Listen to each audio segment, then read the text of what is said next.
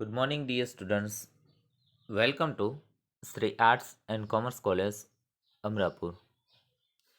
So, today we will study about English paper number 14 in TYBSM 5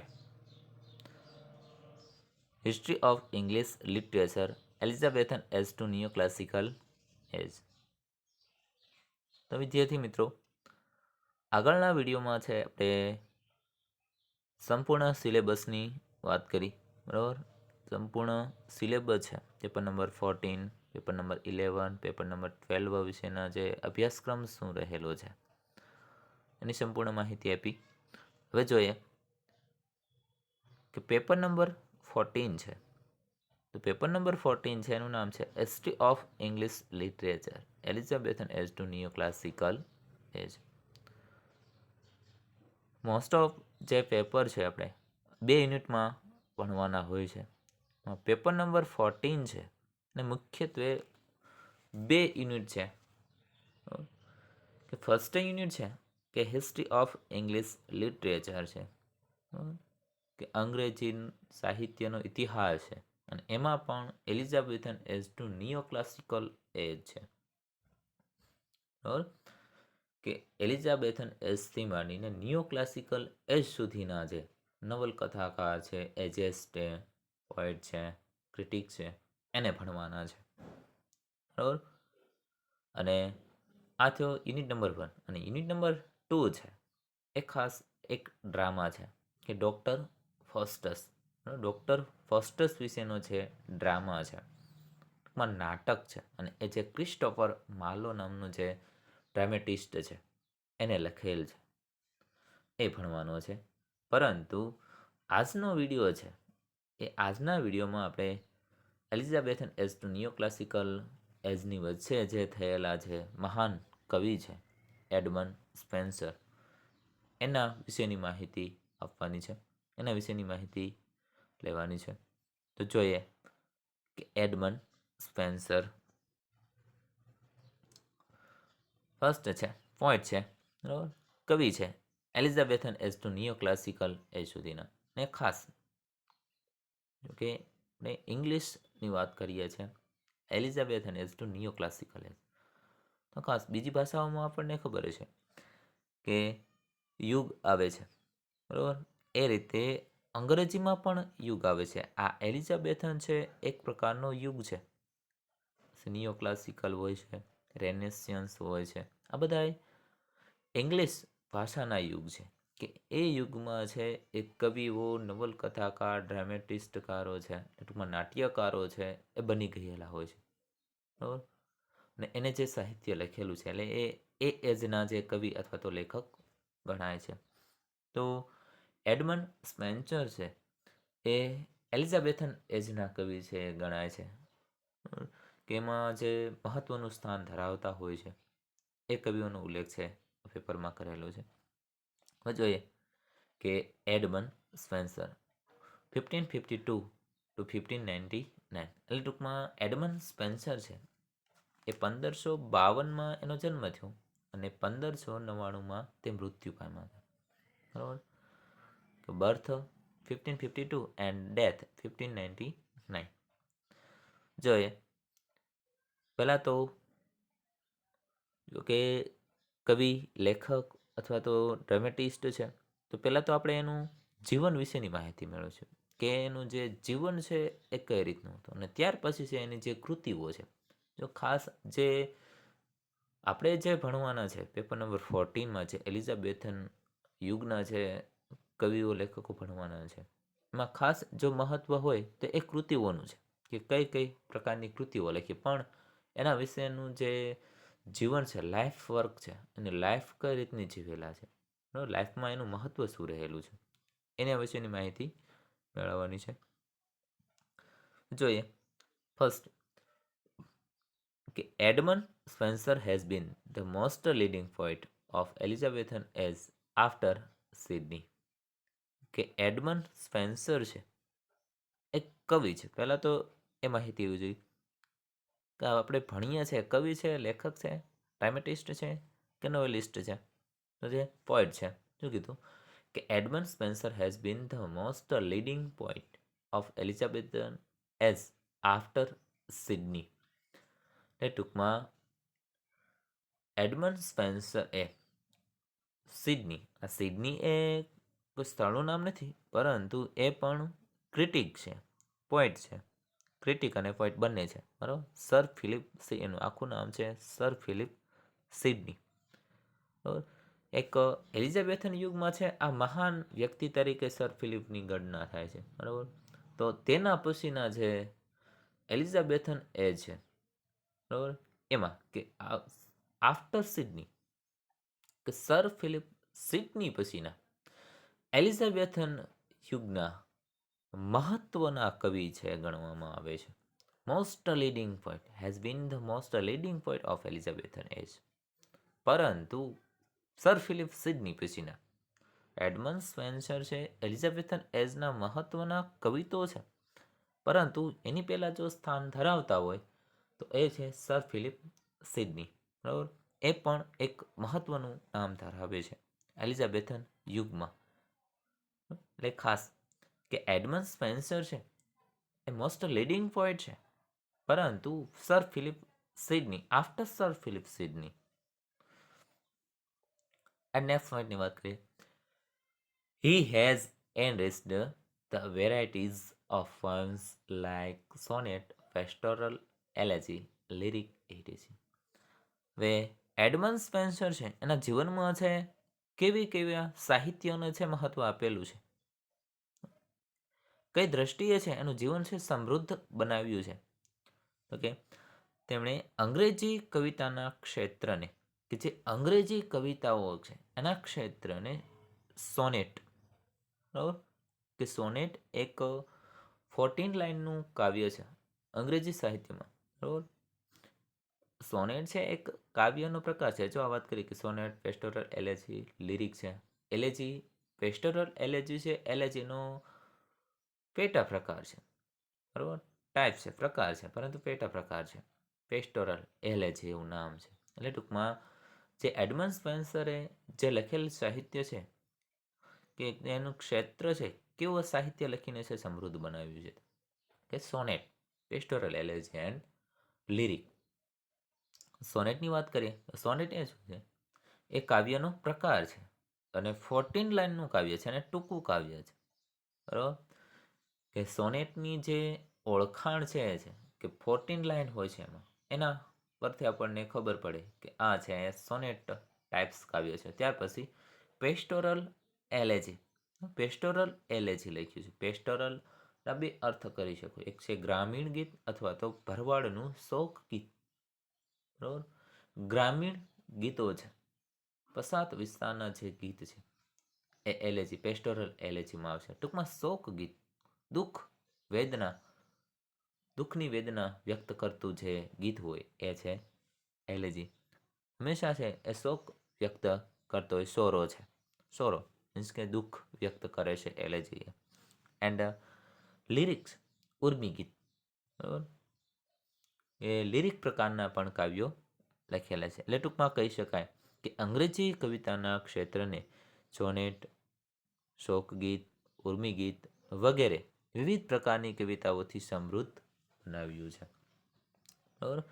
કે જે અંગ્રેજી જે કવિતાઓ છે એમાં જો સમૃદ્ધ બનાવવામાં જો ફાળો હોય તો આ મુખ્યત્વે 3 પ્રકારના જે કાવ્યો લખીને છે એડમંડ સ્પેન્સરે છે અંગ્રેજી સાહિત્યને છે સમૃદ્ધ બનાવ્યું છે. એટલે ટૂંકમાં સારામાં સારું અને મહત્વનું પ્રદાન છે એ આપ્યું ગણાય છે. And next point, he was a master of the poetic art. He was a master of the poetic art. કે એડમંડ સ્પેન્સર એ પોએટિક આર્ટના માસ્ટર ગણાય છે, પોએટિક આર્ટના માસ્ટર છે.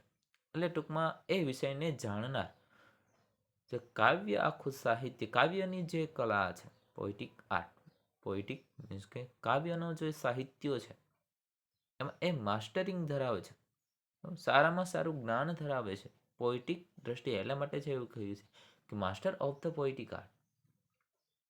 અંગ્રેજી સાહિત્યમાં આ એનું નિકનેમ છે, master of the poetic art. કોઈ ક્વેશ્ચન પૂછે, પ્રશ્ન પૂછે કે અંગ્રેજી સાહિત્યમાં માસ્ટર ઓફ ધ પોએટિક કોણ છે, master of the poetic art કોણ છે, તો એ છે એડમંડ સ્પેન્સર છે.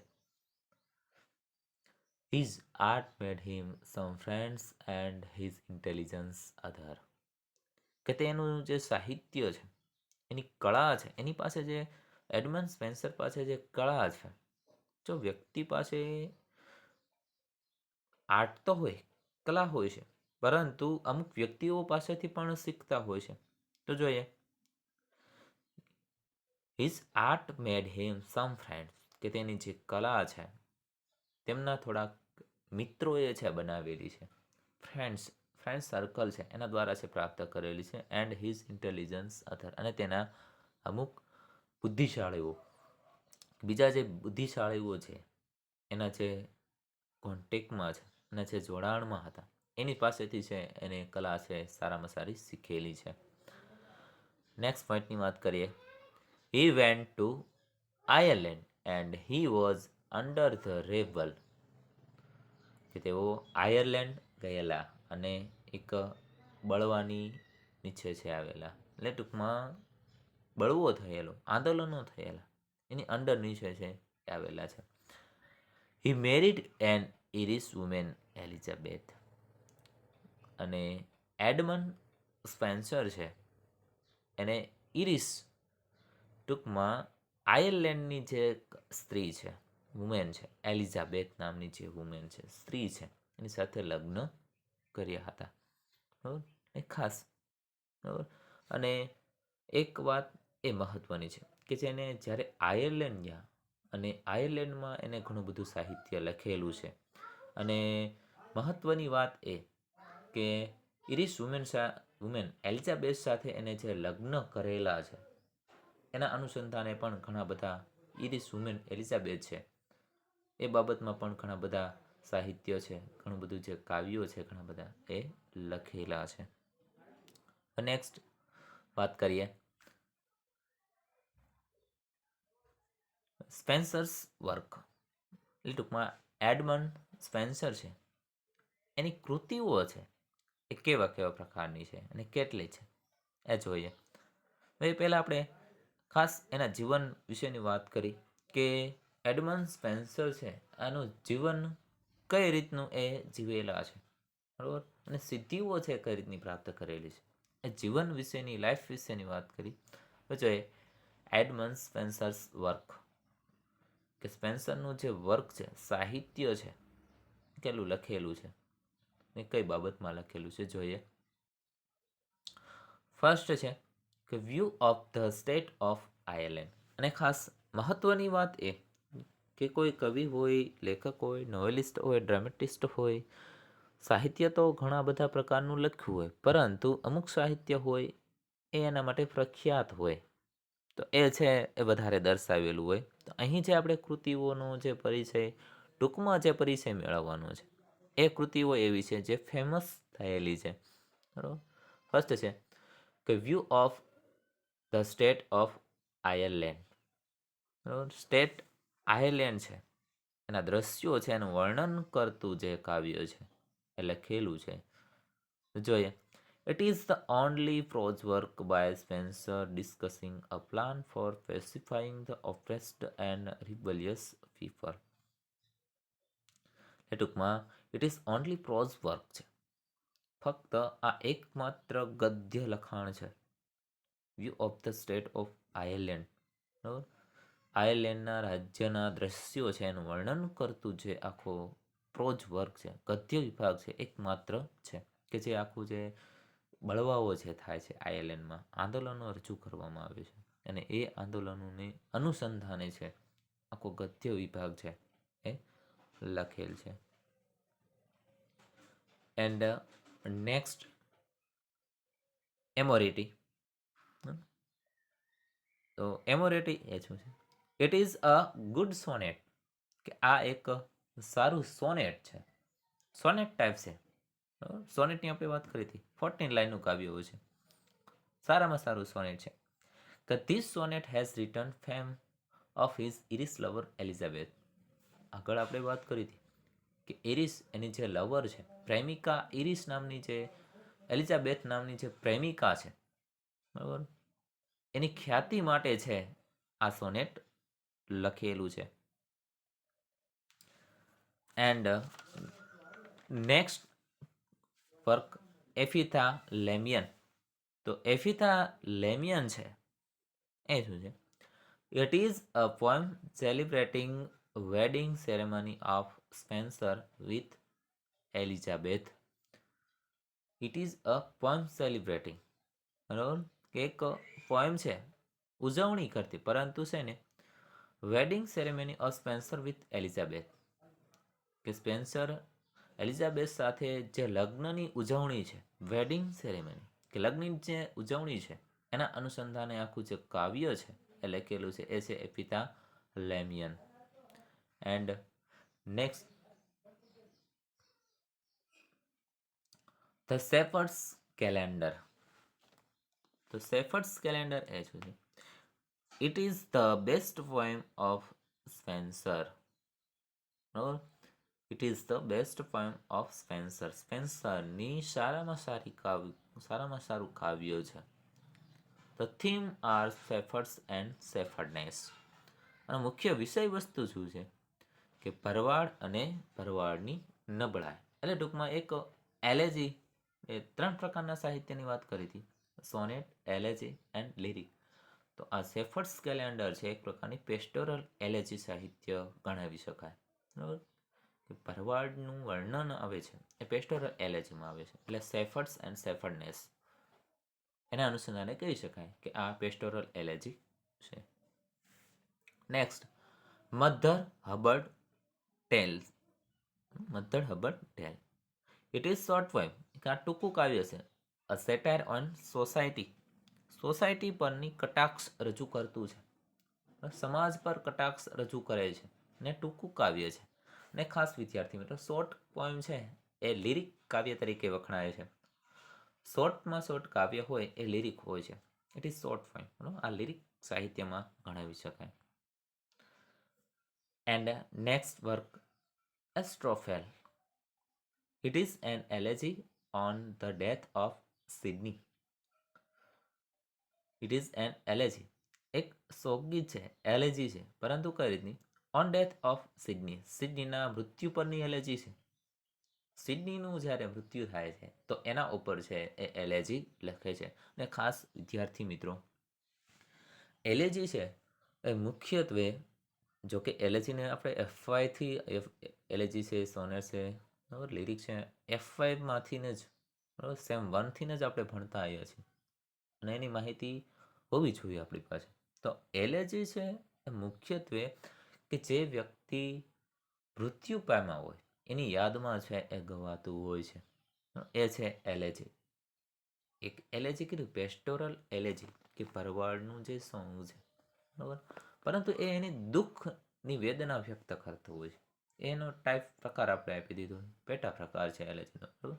પરંતુ કે એલેજીની જે મુખ્ય થીમ છે, મેઇન થીમ છે, એ શું છે? કે શોક વ્યક્ત કરે છે, સોરો જ વ્યક્ત કરે. સોરો મીન્સ કે દુઃખની વેદના છે, મોર્નિંગ છે, એ જ વ્યક્ત કરે છે, એ છે એલેજી. માં કોઈ વ્યક્તિ, નજીકનું વ્યક્તિ છે એ મૃત્યુ પામ્યું હોય, બરાબર, નજીકના સંબંધનું વ્યક્તિ છે એ મૃત્યુ પામે ત્યારે જે વ્યક્તિ છે શોક વ્યક્ત કરતું ગીત રજૂ કરે છે, એ છે એલેજી. એટલે સિડની છે, સર ફિલિપ સિડની, જે મહાન કવિઓમાં જે ગણના થાય છે, તો આ સર ફિલિપ સિડનીનું જે મૃત્યુ થાય છે તો એની યાદમાં છે આ એલેજી લખે છે Astrophel, Edmund Spenser. And last the Faerie Queene. It is a great work upon which the poet's fame rests. It is a great work. એક મહાન કૃતિ છે, એડમન સ્પેન્સર દ્વારા લખાયેલી મહાન કૃતિ છે, કે આમાં જે કવિની જે ખ્યાતિ હજુ સુધી બાકી છે, એટલે ટૂંકમાં એની નામના તો થયેલી છે, પરંતુ હજુ છે આ કૃતિ ઉપર છે એની નામના શરૂ છે. એટલે ફેરી ક્વીન, પરીઓ જે રાણી છે, પરીઓની જે રાણી છે, એના અનુસંધાને છે આખી કૃતિ છે લખેલી છે. ગ્રેટ વર્ક છે. જો એડમન્ડ સ્પેન્સરનું જે મહાન વર્ક છે એ ફેરી ક્વીન ગણાય છે, ખાસ યાદ રાખજો. અને અમુક વાર છે કે એડમન્ડ સ્પેન્સરનો જ્યારે ક્વેશ્ચન આવે છે, પ્રશ્ન પૂછે છે, કે જ્યારે એડમન્ડ સ્પેન્સરનું નામ નથી આપતા પરંતુ એની કૃતિઓના નામ આપે છે, અને એમાં જે ધ ફેરી ક્વીન આખો જે કૃતિ જ આપી દે છે, અને એના અનુસંધાને છે આપણે આખો કવિનો પરિચય છે લખવાનો હોય છે. એટલે ખાસ વિદ્યાર્થી મિત્રો, બરાબર, કે જો એડમન્ડ સ્પેન્સરે એની જે નામના જે મેળવેલી છે ધ ફેરી ક્વીન દ્વારા છે એ મેળવેલી છે. એટલે ખાસ કે આલી કૃતિઓ છે એ એડમન્ડ સ્પેન્સરની યાદ રાખવાની છે. તે થોડુંક રિપીટેશન કરી દઈએ કે view of the state of Ireland, કે ફક્ત એકમાત્ર એનું ગદ્ય વર્ગ છે. ત્યાર પછી એમોરિટી છે, એન્ડ નેક્સ્ટ છે એપિથાલેમિયન છે, the Shepherd's Calendar, Mother Hubbard's tale, and last Astrophel and the Faerie Queene. આટલી કૃતિઓ છે ને યાદ રાખવાની છે. એ આગળના કવિનો પરિચય છે આવતા વિડીયોમાં રજૂ કરીશું.